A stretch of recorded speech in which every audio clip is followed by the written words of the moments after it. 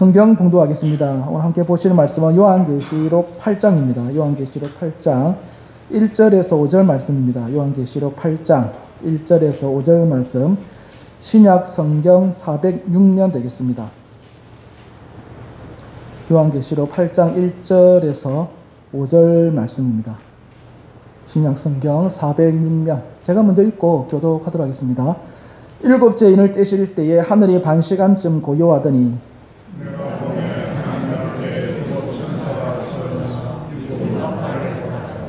또 다른 천사가 와서 제단 곁에 서서 금 향로를 가지고 많은 향을 받았으니 이는 모든 성도의 기도와 합하여 보좌 앞 금 제단에 드리고자 함이라.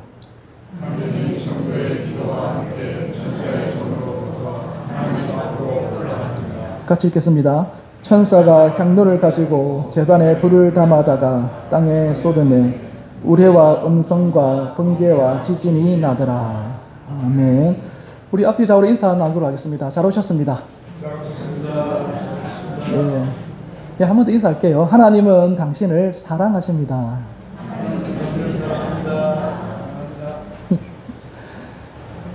반갑습니다. 요즘 날씨 많이 추워지고 있는데 아침 저녁으로 어떤 조심하시고, 제가 다치고 보니까 제일 위험한 곳이 집이더라고요. 집. 그래서 어떤 집에서 조심해서 익숙하다고 이렇게 함부로 할 게 아니고 조심해서 건강 지키고 건강한 모습으로 계속 예배드리고 함께하면 좋을 것 같습니다. 예, 극장에 한번 가보셨습니까? 올해 극장에 가보신 분들도 계실 것이고 아직 안 가본 분들도 가려고 또 예정하신 분들 계실 건데, 예전에 제가 극장에 가니까 진짜 좀 극장에 영화 보기 힘든 장면이 몇 개 있었습니다. 그 중에 하나는 뭐냐니까 초등학생들이 와가지고 그 김밥을 먹고 있더라고요. 햄버거하고 김밥을. 그 냄새 견디기가 참 힘들대요. 근데 그것보다 더 힘든 게 뭐냐면은 이미 영화를 한 번 본 사람이 또 와가지고 앉아 있는 거예요. 그럼 어쩌는지 아십니까? 꼭 희한하게 그게 재미가 있는가, 결정적인 순간에 저거 뒤에 요렇게 돼, 요렇게 이야기를 해버려요. 그러면 옆에 있는 사람은 그 뒤에 어떻게 될지 모르니까 긴장하고 볼 건데, 그 사람의 말을 들음과 동시에 어쨌든 긴장이 팍 빠지는, 김새는 거예요. 진짜 그런 사람 옆에 있으면 힘듭니다. 영화 보기가. 뭐 그 사람은 긴장할 게 없겠죠. 이미 스토리의 모든 결과를 알고 있으니까 뭐 긴장할 것도 없고 그냥 이거 다음에 이래 되고 주인공 요런 어려운 과정들이 있지만 결국에는 이렇게 해서 살아나더라 다 알고 있으니까, 이 친구는 뭐 영화 볼 때에 영화보다는 남들에게 자기가 알고 있는 거 하나하나 던져주는 게 그게 재미있어서 극장에 오는 그런 사람들도 있더라는 겁니다. 왜 이 말씀을 드리냐면은 요한계시록이라고 하는 것은 세상의 종말에 대한 이야기죠. 근데 이 종말의 때가 정말로 하나님을 믿는 성도들조차 감당하기가 힘든 거예요. 그때 오는 시련이라고 하는 게. 그러니까 하나님께서 이 종말에 있을 일들을 미리 우리에게 보여주시는 거는 왜 보여주시겠습니까? 김 빼는 거예요. 김 빼는 거. 너무 놀라지 마라. 그거 다 내가 이미 얘기했던 거 아니냐. 그 일 다음에는 이거 일어날 것이고 이거 다음에는 이거 일어날 것이고 뭐 그건 몰라도 돼. 종말에는 누가 오는 겁니까? 예수 그리스도의 오심으로 너희들 다 구원받게 돼. 그러니까 너무 그때 힘들어하거나 놀라워하거나 예수 그리스도를 부인하거나 떠나는 그런 일들은 하지 마. 그런 김 빼는 작업을 위해서 어찌 보면은 이 요한계시록의 묵시의 내용들, 미래에 대한 내용들을 오늘 본문에 적어 주셨다, 우리에게 주셨다, 이렇게 보시면 될 것 같습니다. 그래서 오늘은 하나님께서 어떤 김을 빼려고 우리에게 미래의 일을 얘기하시는가 한번 나눠보도록 하겠습니다. 1절에 보시면은 뭐가 등장합니까? 일곱째 인이 등장합니다. 일곱째 인. 이때까지 사도 요한이 처음에 환상을 볼 때에 예배의 환상을 보고 난 다음에 봉인된 7개의 두루마리를 보게 됩니다. 이때 인이라는 게 뭐냐면은 예전에는 편지 같은 것을 짐승 가죽이죠. 양가죽이라든가 요런데 글을 써가지고요 돌돌 맙니다. 돌돌 말아가지고는 그게 펴지지 않도록 촌동 같은 것을 그 경계선에 이렇게 녹여서 뿌려놓습니다.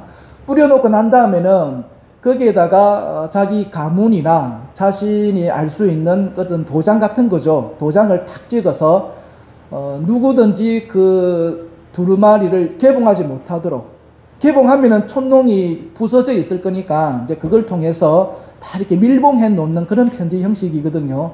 근데 그렇게 밀봉되어진 7개의 인이 놓여 있는데, 오늘은 그 7개 중에 몇 번째라는 겁니까? 마지막 인, 마지막 서신이라고 볼 수도 있을 건데, 종말에 대한 마지막 내용을 담고 있는 것이 오늘 본문의 7째 인이 됩니다. 근데 바로 개봉하는 것은 아니고, 이 7째 인을 뗄 때에, 이때까지는 인을 하나 개봉할 때마다 심판과 저주가 임했거든요. 근데 오늘 본문에는 이 7째 인을 뗄 때에 어떤 현상이 일어납니까?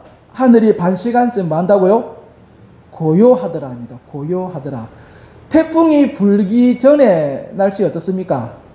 굉장히 날씨가 좋습니다. 내일 태풍이 올까 싶을 정도로 굉장히 날씨가 맑고 화창하고 고요하거든요. 그러니까 태풍 전야가 고요한 것처럼 이제 본격적인 어떤 하나님의 심판이 올 건데, 그것에 대한 고요함을 오늘 본문에서는 이렇게 한 반 시간쯤 고요하더니 이렇게 설명하고 있습니다. 그리고 난 다음에 2절에 보니까 뭐가 나오느냐니까 7 나팔이 나옵니다. 7 나팔. 이 7 나팔은 하나를 불 때마다 이 땅에 재앙이 임합니다. 재앙이 임하는데, 또 3절에는 보면은 그 첫 번째 나팔을 불기 전에 뭐가 등장하느냐? 우리 3절 한번 읽어볼까요? 시작.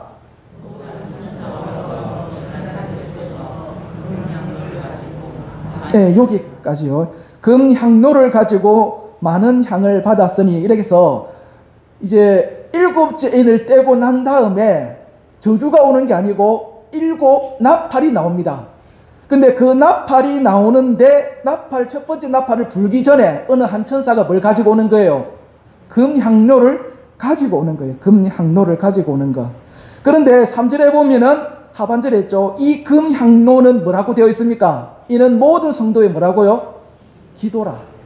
그러니까 이 향로가 있는데 이 향을 피우는 거죠. 향을 피우는 건데, 이거는 무엇을 상징하느냐 하면은 성도의 기도를 담은 것을 묘사해 놓은 거예요. 우리가 보통 대표 기도할 때 보면은 우리의 기도가 하나님이 협량하시기에 합당한 기도의 제목으로 막 이렇게 기도하는 게 있잖아요. 그게 그냥 하는 기도가 아니라 요 본문에 근거해서 하는 기도입니다. 우리의 기도는 하나님 앞에 어떻게 상달된다고요? 향기로운 향과 같이, 그 향로에 담긴 기도로서 하나님 앞에 올려진다입니다. 그래서 이 향로는 성도들의 기도를 담고 있다. 이거 한번 기억하시고요. 그런데 요한계시록에 보면은 여기에 담겨 있는 기도의 제목에 대해서도 구체적으로 우리에게 이야기해 주고 있습니다. 기도의 제목, 어떤 기도의 제목이 여기에 담겨 있는가? 우리 계시록 6장을 한번 볼까요? 6장 9절에서 10절. 계시록 6장 9절에서 10절. 지금 우리가 찾는 거는 금향로에 담긴 기도의 구체적인 제목입니다. 계시록 6장 9절에서 10절 보시면은 제가 한번 읽어드릴게요. 5째 인을 떼실 때에 내가 보니 하나님의 말씀과 그들이 가진 증거로 말미암아, 요 하나님의 말씀과 그들이 가진 증거, 요거는 복음을 얘기한 겁니다. 복음 때문에 혹은 하나님의 말씀을 순종하고 지키기 위해서 뭐 했다라는 겁니까? 죽임을 당한 순교한 자들이죠.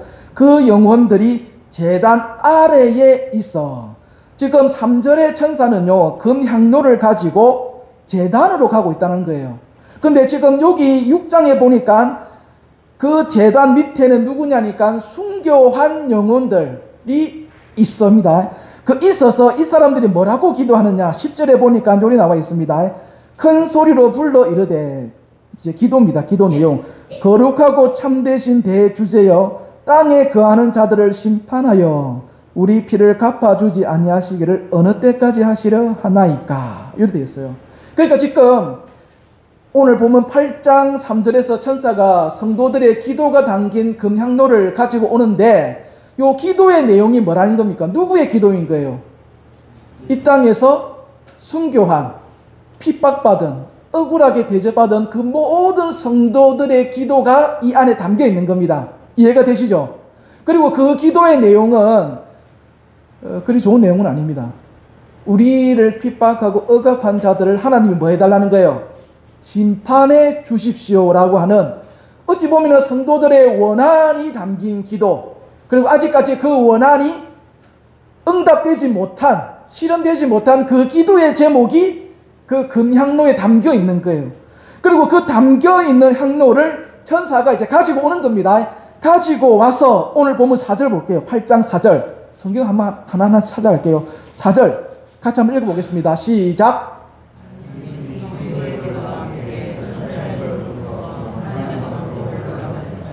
향연이라는 것은 그 향의 연기 얘기하는 거죠. 그 기도, 성도의 기도가 지금 하나님 앞에 뭐 한다는 겁니까? 올라간다. 다르게 얘기하면 성도의 그 억울한 그것을 담은 기도의 제목을 지금 하나님이 뭐 하시는 겁니까? 받아들인다. 또 성도의 기도가 하나님 앞에 상달되었다입니다. 상달되었다. 그리고 그렇게 상달되어진 기도를 이제 천사가 실현시키는 겁니다. 5절 볼까요? 5절에 보시면은 천사가 향료를 가지고 제단에 불을 담아다가 땅에 뭐 해버립니까? 쏟아버리는 거예요. 성도의 기도가 이제 어찌 되는 겁니까? 이 땅에서 실현되는 겁니다. 근데 실현되는데 어떻게 실현이 되느냐? 쏟음에 뭐가 일납니까? 우레와 음성과 번개와 지진이 나더라. 이 소리 음성이라고 하는 건 사람 음성이 아니고 우레가 칠 때에 자연재해가 일어날 때 소리 나는 거 있죠. 그걸 이야기하는 겁니다. 그래서 천사들의 그 원한이 잠긴 그 기도의 제목을 땅에 쏟으니까, 하나님 앞에 상달되어진 그 기도를 쏟으니까 이 땅에는 뭐가 일어났다는 겁니까? 자연재해가 일어나더랍니다. 자연재해가 일어나더라. 그래서 앞으로 나오는 이제 나팔 소리, 7 나팔을 가진 천사들이 나팔을 불 때에 이 땅에 여러 가지 재앙이 일어나는데, 7 나팔의 재앙의 그 원인은 뭐냐? 성도들의 기도라는 거예요. 이 땅에서 억울하게 겪었던 그 모든 성도들의 기도가 7 나팔을 통해서 실현되더라. 실현되더라. 그래서 오늘 본문이 우리에게 얘기하는 게 뭐냐면은, 성도 여러분, 이거 꼭 기억해야 됩니다. 우리가 이 땅에서 겪은 억울한 핍박과 환난, 또 하나님의 말씀을 지키기 위해서 겪었던 모든 시련들 있죠. 또 그것을 우리에게 준 그런 사람들이 있을 거잖아요. 소위 말하는 쉽게 말하면 이제 악인 이렇게 볼 수도 있을 건데, 그것에 대한 하나님의 심판은 반드시 일어날까요? 안 일어날까요? 어떻습니까? 일어날까요? 안 일어날까요?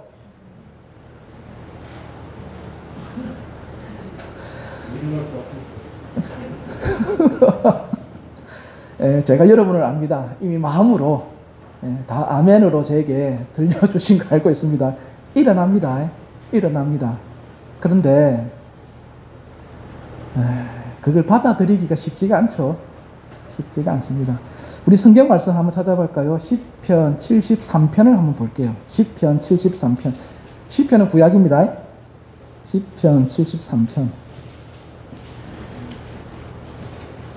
시편 73편 2절. 시편 73편 2절. 시편 73편 2절을 한번 찾아보겠습니다. 구약 성경 855면 다 찾았습니까? 시편 73편입니다. 73편 2절. 다 찾았죠? 2절 3절 같이 한번 읽어보겠습니다. 시작.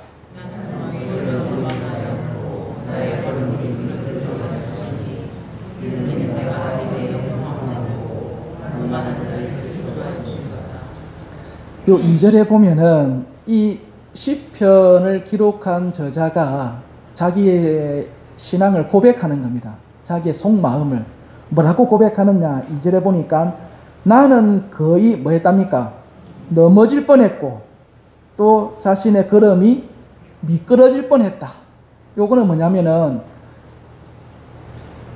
얼음이 언 길을 걸어가고 있었다 이 말이 아니고, 자기가 한 가지의 목표를 가지고 인생을 살아가는데 그 목표에서 벗어났다라는 거예요. 그래서 이 사람이 어떤 인생의 목표를 살았냐면, 정말로 하나님 앞에 예배드리고 하나님을 신실하게 섬기는 그런 신앙인의 삶을 살아가는 거예요. 살아가는데 이 사람이 거의 넘어질 뻔했다라는 것은 그 신앙에 대해서 어떤 마음이 든 겁니까?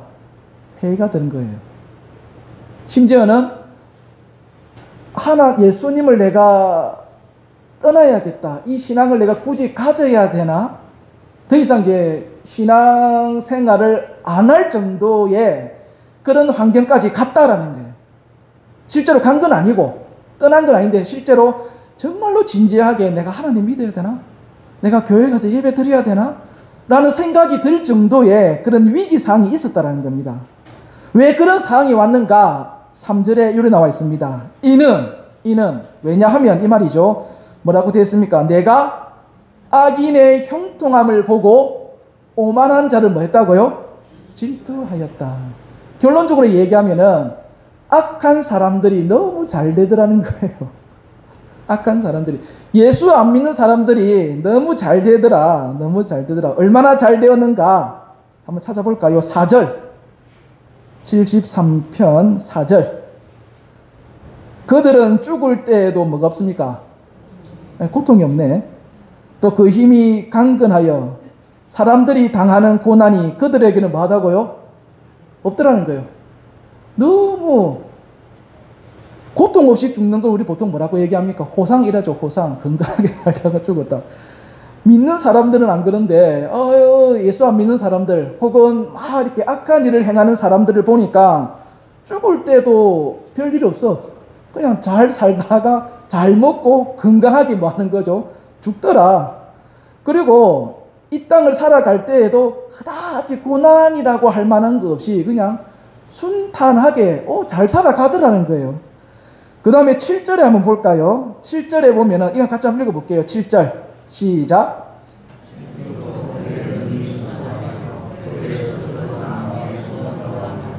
저 이거 처음 알았습니다. 살이 많이 찌면은 눈이 뭐 한답니까? 살 찌면은 눈이 솟아난다. 살 빠지면 눈이 움푹 들어갈 거고, 그죠? 저도 지금 눈이 나오고 있나? 그만큼 이 사람들이 물질적으로 뭐 하다라는 거예요? 풍요로운 거예요. 막 먹고 마시고. 더 놀랄 일은 7절 끝에 뭐라 합니까? 그들의 소득은 마음의 소원보다 뭐 하다고요? 많더래요. 마음의 소원보다 많다라고 하는 것은 자기가 계획한 일보다 뭐 한 겁니까? 더 많은 돈을 벌더라는 겁니다. 벌더라는 거. 그리고 8절, 진짜 이게 꼴보기 싫은 거죠. 그들은 능욕하며 악하게 말하며 높은 데서 거만하게 말하며. 겸손하면은 그죠? 그나마 겸손하면 봐줄만 합니다. 그런데 아무 부족함이 없는 사람이 자기 자랑하고 높이고 자기보다 못한 사람 깔보고 놀리고 하면 얼마나 열받는지 모릅니다. 저런 사람은 잘 살고 나는 이렇구나, 그런 생각이 드는 거죠. 그런데 불신자들은, 악인들은 그렇게 잘 사는 반면에, 잘 죽는 반면에, 정작 시편 기자는 14절에 뭐라고 얘기합니까? 나는 종일 뭘 당한다고요? 재난을 당하며 아침마다 뭘 받는다고요? 징벌을 받는도다. 너무 대조되는 거 아닙니까? 하나님을 믿는 자들, 하나님을 안 믿는 자들, 성경에서 말하는 거하고 현실이 너무 다르더라는 거예요. 그래서 13절에 시편 기자가 이렇게 고백을 합니다. 내가 내 마음을 깨끗하게 하며 내 손을 씻어 무죄하다 한 것이 실로 뭐하다고요? 헛되도다. 하나님의 말씀을 가지고 내가 회개하고 내가 이러면 안 되지 이렇게 돌이키고 하는 이 모든 것들이 의미가 없더라는 거예요. 내가 이거 왜 하지 싶은 거예요. 현실의 삶이 그렇게 대조되니까. 그래서 15절에는 더 충격적인 말을 합니다. 내가 만일 스스로 이르기를 내가 그들처럼 말하리라 하였더라면 나는 주의 아들들의 세대에 대하여 악행을 행하였으리라. 이게 무슨 말이냐면요, 다른 번역본에 이렇게 나와 있습니다. 시편 기자도 악인처럼 그렇게 말하고 행동하고 살고 싶었다라는 거예요. 나도 예수 안 믿는 사람처럼 저렇게 살고 싶었다.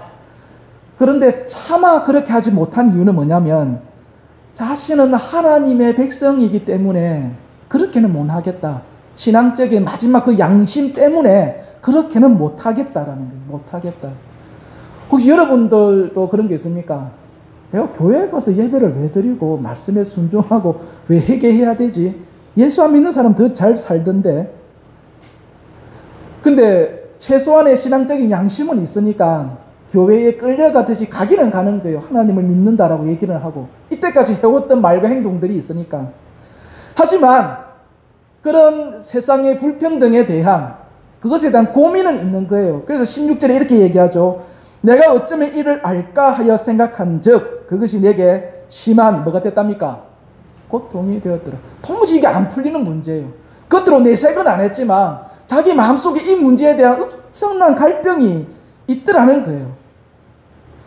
그런데 이 시편을 기록한 사람이요 놀라운 말을 해요. 우리 17절 말씀을 같이 읽어볼게요. 같이 한번 읽어보겠습니다. 시작.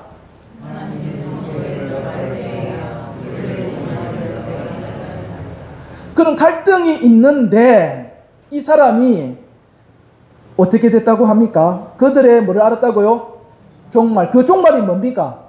우리가 아까 앞에서 살펴보았던 요한계시록의 말씀이에요. 이 땅에서는 아무 일도 없이 죽는 것 같지만 결국에는 하나님의 심판 때에 악인에 대한 하나님의 뭐가 있는 겁니까? 처벌과 심판과 재앙이 반드시 주어지더라. 근데 여러분 제가 한번 물어볼게요. 이 시편을 기록한 사람이 이 사실을 몰랐을까요? 악인은 종말에 심판받는다. 이거 몰랐을까요? 저는 알았을 거라 생각합니다. 왜냐하면 이 시편을 기록한 사람이 누굽니까? 73편의 표제에 보면은 아삽의 시라고 되어 있어요. 아삽이라는 사람이에요. 이 아삽이 어떤 사람이냐면은 다윗과 솔로몬 시대에 찬양대 리더를 했던 사람입니다. 찬양대 대장이에요. 신앙이 없는 사람이 아닙니다. 그리고 다른 본문에서는 이 아삽을 뭐라고 얘기하냐면 선견자다 이렇게 얘기를 했습니다. 선견자. 거기에 준하는 사람이 이 아삽이라는 사람이거든요. 그러니까 신앙이 없는 사람도 아니고 신앙을 리드하는 사람입니다. 그런 사람이 악인의 결말을 몰랐을까요? 악인의 결말을 몰라서 이렇게 갈등하고 고민했을까요? 저는 그렇게 안 봅니다. 알고는 있었습니다. 알고는 있었어요. 그러면 어떻게 해서 그 갈등이 해결되어졌느냐? 그게 17절에 있더라는 거예요. 이 사람이 그들의 종말을 내가 깨달았다고 했을 때 17절에 보면은 그 깨달음을 어디서 발견합니까? 하나님의 성소에 들어갈 때. 성소는 뭔데요? 하나님 앞에 예배드리는 장소입니다. 그리고 예배라고 하는 것은 하나님을 만나고 교제하는 장소입니다.